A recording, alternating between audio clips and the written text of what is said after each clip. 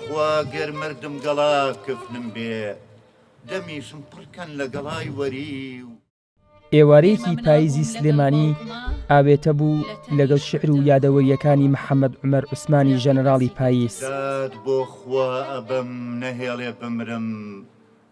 تا خامەم ژانم ئەهۆنێتەوە پەیکەری ژەنەراڵ لە پارکی ئازادی لەلایەن بەختیار هەڵەبجەیی نۆژەن کرایەوە لەگەڵ وەرینی هەر گەڵایەکی درەختەکانیش شعرەکانی ژەنەراڵ هەمووانی سەرمەست و حەیران دەکرد.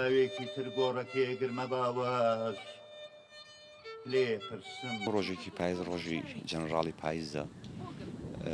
خۆشتر وا بوو باشتر وا بوو گەورەی هەمەوات بوو کە چەند مناسەبەیەکە بێ شەر نیەتەوە ئیلا لەو ڕۆژە هێنکەن پێچێ خەڵکانێکی ترە بن لە ڕۆژی مەسەڵەن وەفاتەکە یا مەسەڵەن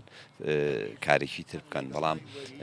گەورەی هەمە وایە کە چەند ئیشێکی بۆ بکرێ و هەموو ڕۆژەکانی پاییز ڕۆژی کاکە هەموو جەنەراڵە ئێوارێ و منی بێپاڵتۆ بێچەتر دەربەستی تۆف و سەرمانیم ئێوارێ و کەس بۆ خەمی من ناسووتێ محەممەد عومەر عوسمانی شاعیر وەک ژەنەراڵێکی سەربازی وێنای خۆی دەکرد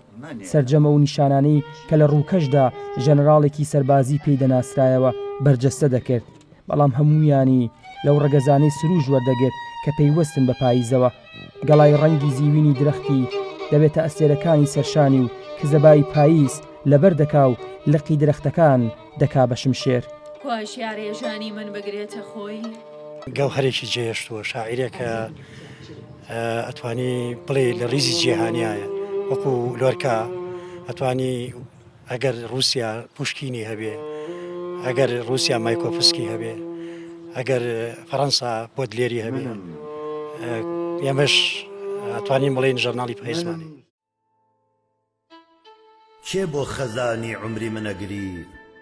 محەممەد عومەر عوسمان لە 22 دەی 2019 لە ماڵەکەی خۆیدا خۆی دەکوژێ و ئەو شعرێکی کە هەمیشە نیشانەی خەفەتباری و غەمی ئەو بۆ دەڵێت منم ژەنەراڵی پاییز درەختی ڕووت ئەم نازناوەی خەڵات کردم منیش نازناوی شەهیدم دا بەگەڵای هەڵوەری و کردمە تاکە ئازیزم لە یەک ساتە خۆم کۆرپەی گەڵا ڕێزان و هەرخۆشم باوکی پاییزم. ئاورالی گەلی کوردستان سلێمانی بەفر بۆ من بوو بە بەرگی پرسە منی خستە ژێر باری جەورەوە بە یادیازی سەرەڕێگرم